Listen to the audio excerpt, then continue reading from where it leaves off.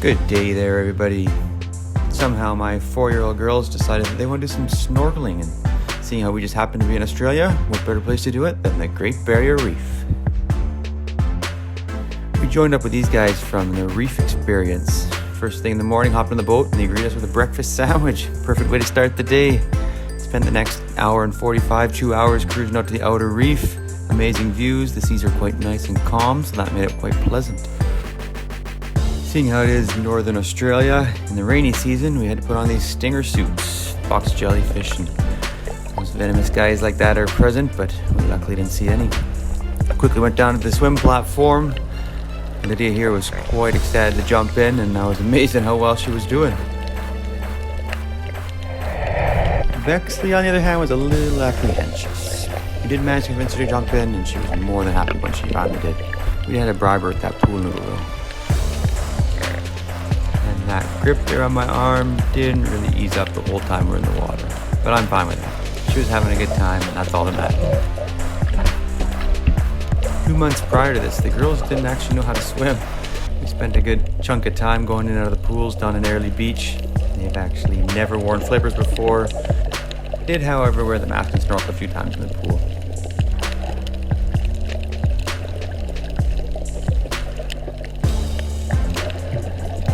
The girls kicked around pretty good. They were overly excited about everything, and they didn't quite understand that you can't really talk through the snorkel, but they still insisted on trying. Kept on pointing out things like this, that giant clam there. I love seeing those guys, all the purple coral, different colored fishes swimming around, and the visibility of the water was perfect.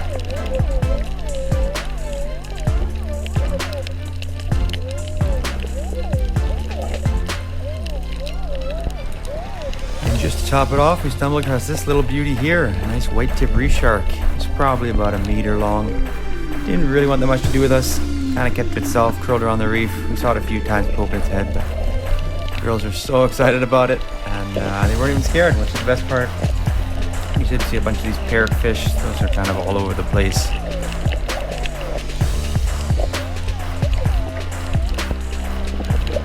And everywhere you looked was loads of this hard and soft coral. So if it's your first time underwater, it looks like you're in a whole different world.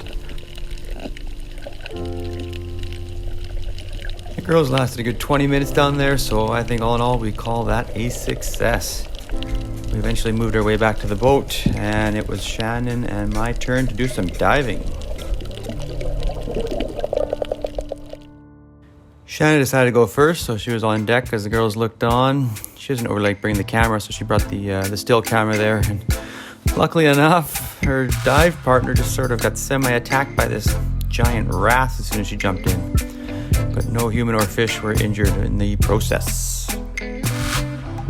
After her 60-minute dive, we hopped on out, had a bit of lunch, changed locations, and then I got suited up, jumped in for my time under the water. And fortunately enough, we spotted another white tip. This one here, pretty similar to the last one, about 1 meter long. This one I saw off and on for probably 20 or 30 minutes of the dive, so it's kind of nice to see. Here's some soft corals and fish we encounter along the way. Nice large chunk of branching coral. These are always good. A lot of the small fish hide in and out of there. Provides lots of protection because they can swim through, and big predatorial fish can't get them. Down in here are these yellow and blue guys. I have no idea what they were. I've seen them a couple times, so if anybody knows, by all means, maybe do a timestamp in the comments there, write down what it is. I am by no means a professional diver, so we'd love your opinions.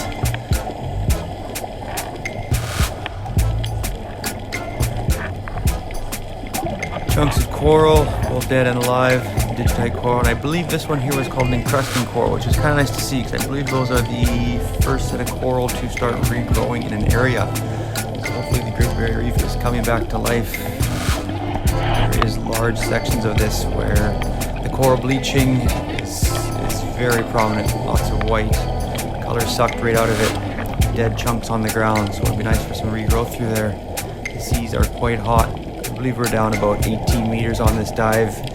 Even down there, the water temperature was between 28 and 30 degrees Celsius, so it's nice to swim in, but not nice for the marine life. There's another large chunk of this branching coral, which is stretches on forever, it seems. You'll find that in most dive places. Here was a nice shadowy area, kind of tucked underneath. You can see some nice color still in there. Hasn't been affected by the sunlight, so pretty beautiful if we could all have that along the way. A shot of that toadstool coral. I think I get in real close here and you can see some of the little soft finger likes filtering the water, breathing, eating. This little headbanger guy, he's always fun to watch in the currents.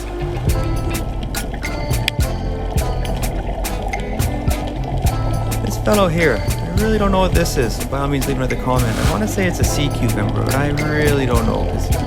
This over here is the traditional sea cucumber that I'm used to seeing, but that little lighter colored spotted one, it could very well be the same. I say, if anybody knows any of these things, write her down.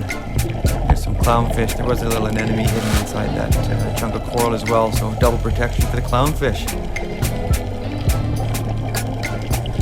Pan across now. This is kind of the end of my 60-minute dive. We pop back up to the surface. Everyone is excited. Shannon took the girls for another snorkel beforehand while I'm under the water. We slowly did our 2-hour cruise back to the mainland. All in all, a success for everybody.